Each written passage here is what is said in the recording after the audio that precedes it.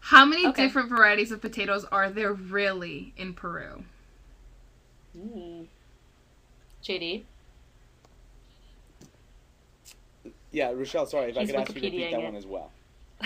Oh, how I'm many not. I varieties of actually, yeah, potato I are do there not. in Peru? She was saying she seems to think there's quite a few varieties. Maybe you know how many? Yeah, well, I don't know the exact number, but there are, I definitely over 600 varieties of potatoes that exist in Peru, and this is naturally due to the way they've been Wow. cultivated historically. The potato is definitely a new world crop. It's something that the Europeans brought back and planted all over Europe, especially in Ireland. But the way that they've cultivated these potatoes in Peru is based on altitude.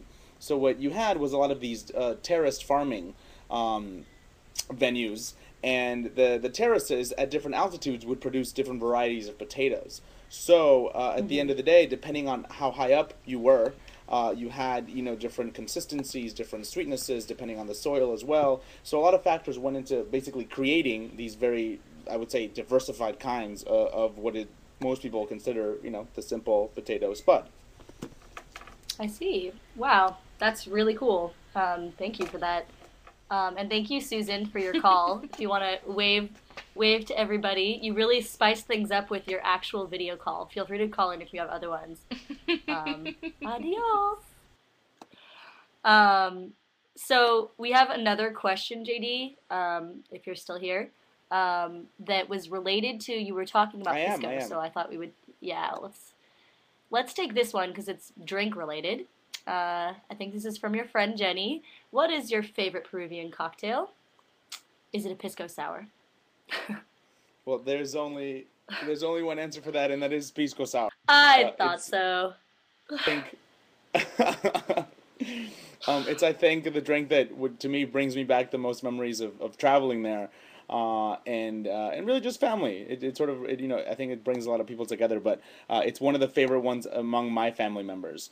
And it's basically a drink that is mixed it's made by mixing lime juice, um, egg whites, pisco in a blender with ice, as well as some bitters to sort of to top it off. And it's sort of a creamy, Right. frothy. I would call it the national drink of Peru.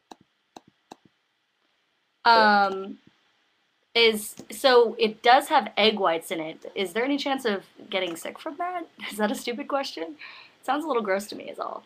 No, I mean, it's not. I don't think there's a chance of getting sick of that. It's just, I mean, if you think of what egg white is, it's just protein, and you are just, you would be drinking it as soon as you make it. So it's really, as long as you don't leave it sitting out for too long, I think just like other things, hollandaise and things that have eggs in them, you would Right. be you would be fine. Cool.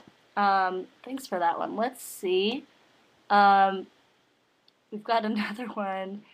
Um, I'm gonna wait to take that one because while we're on the drink section, this is obviously cuisine related, and I really wanted to talk about food, so I'm gonna steer the conversation in that direction. Um, so clearly, Peru has a few dishes that are sort of similar to other dishes in other South American countries, like ceviche, stuff like that. Um, but I wanted to talk about things that are unique to Peru because I think that's more interesting. And I know that there's the whole thing about people eating guinea pigs, and I also read that they cook some dishes with alpaca, Hmm. which is like, um, wow. I so first of all, how do those things taste? How do they prepare them? Would you recommend people try it if and when they travel to Peru?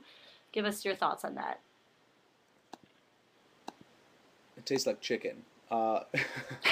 But I think that what's important to remember is that there are so many different kinds of cuisine in the world, and it is important, I think, in my view, especially when traveling to different parts of the world, is to be open to trying these new things at least once. Touching on first the subject of guinea pigs, in the Andean region, they call them cuy. And in during Inca times, it was actually a sacred animal. So not everyone could consume the cuy. It was a food that was very much um, saved for I would say the higher echelons of society. The cuy meaning and signifying things like rebirth and fertility and things like that. Nowadays, it's what is part of the campesino cuisine, which is more sort of what you would translate as country cuisine. And the best cuy I've had it, obviously several times growing up there, and every time I go back, it's one of my favorite foods. Um, the best variety is still the ones that are raised sort of in small home environments. So they have these pens now where they will actually raise them sort of en masse, but they really don't taste the same. The traditional way of raising cuy is feeding them, table scraps and scraps of, in the kitchen. It's something that you sort of have in your house that you raise on a small amount. Um, but besides that, alpaca is a I would say a delicacy, especially of the areas near Cusco. And it's not gamey. I feel like people think it's gamey, but it's I would say usually if cooked properly, it's quite tender. And Hmm. I would say it's pretty tasty. So if you ever find yourself around those parts, outside of Lima, there's a place called Pachacamac that I think has really good cuy. And then if you want good alpaca, you got to go up to the mountains and you got to go near Cusco. Yeah, I thought alpaca would be kind of gamey. For some reason, that was the impression I got. So thanks for clarifying that. I'd probably try it. I've tried my own share of weird things on my travels, so I'm glad you gave that assessment of it. And one other drink I thought we had to talk about because I tried it when we went to the Peruvian restaurant, and it's supposed. I think it's just a distinctly Peruvian drink. Is chicha morada? Is that true? And it's made of corn, I think. Maybe you can confirm that. But yeah, what do you think about chicha morada? Hmm. It is the best drink to have on a hot summer day, especially walking around. I remember my birthday is in February, which down there is the summertime, and I would have that, all the time at the beach, and it was great. It was great to have. But chicha morada is basically it's basically fruit punch, but with I would say an Andean twist. The way it's made is it's made using purple corn, which is only native Right. to Peru. And this purple corn, it has the natural sweet taste to it. So what happens is that you basically steep this corn in water, you boil it. This liquid that ends up, sort of like boiling out, is then mixed with different kinds of fruit, and you can put a little bit of sugar in it, but usually you wouldn't need to. And it's fruit cut up, so it's like kind of alcoholic sangria, but it uses a lot of the natural fruits that grow around in the area. So uh, it's always good. Best served cold is what I would suggest. That is good. Um, your audio is also getting a little choppy. Hopefully, we won't lose that because that's the most important thing to keep on right now. Um, One other thing I wanted to ask you was about the Amazon, whether or not you visited it, because Brazil has obviously the largest portion of the Amazon, but Peru has the second largest portion. So I was wondering if you visited it, slash maybe if you just assessed how big of a part of the tourism or culture it is there. Um, Maybe you can talk about that a little bit. Sorry, my phone.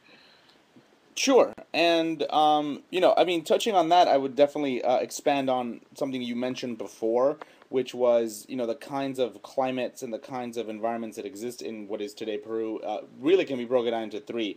You have the coastal regions, which obviously live a lot off of the ocean, the Pacific, and the fishing and the things that go on there, as well as the Andean, the mountain region, and then especially to the north, you have this Amazonas and San Martin. Those are the states up there that have a large portion of the rainforest. And I think that those are some of the more underdeveloped tourist destinations just because of the nature of what is there. You have a lot of small tribes that are still, fairly indigenous. It's not very well developed as far as tourism goes, so a lot less people go see it.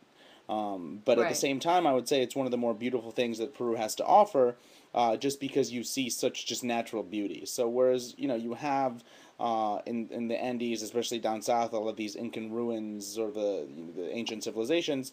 Up north, if you're more anthropological or anthropologically minded, I think you might also enjoy that trip.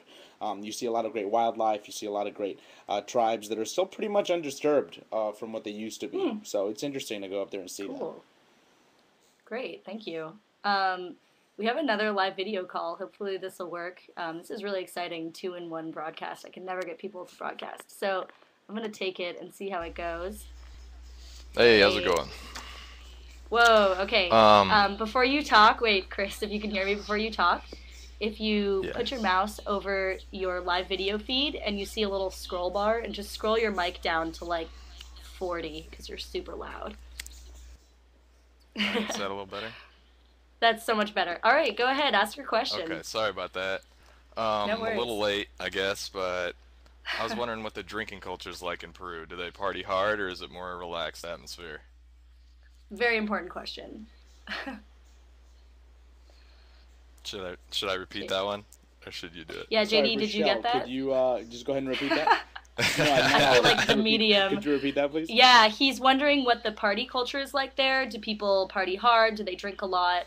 Especially, I guess that's directed to like young people. You are a young person there. Maybe you can talk about the party culture. That's really important for young people traveling.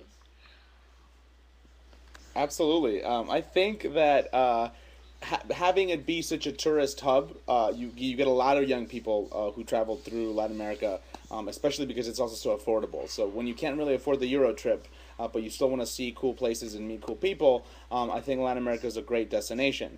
Having said that, there's a lot of there's a great mix of young people from everywhere. So I think that Peru has especially kind of like international party culture, especially at those more touristy sort of hotspots.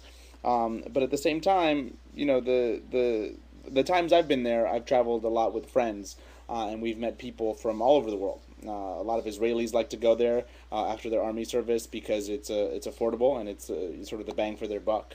A lot of Australians and Europeans. So you meet a great mix of people. At the same time, Peru has its own beer that they have, Cusqueña. They're very proud of that. Is it any good? I don't know. I think that the central Cusqueña. piece, I like it. I Yeah. think it's a good Pilsner beer. I think that what's central to the party culture there, at least of people that grow up there, is the peña. And the peña is it's basically a party. So when you go around, that's what you would say where you go. That's All right. an essential word. to Looking for know. the peña. Yeah. Anyone know where the pena is up in here? Thank you for that question, Chris. You want to wave bye to everybody? No problem. See you later. Yeah.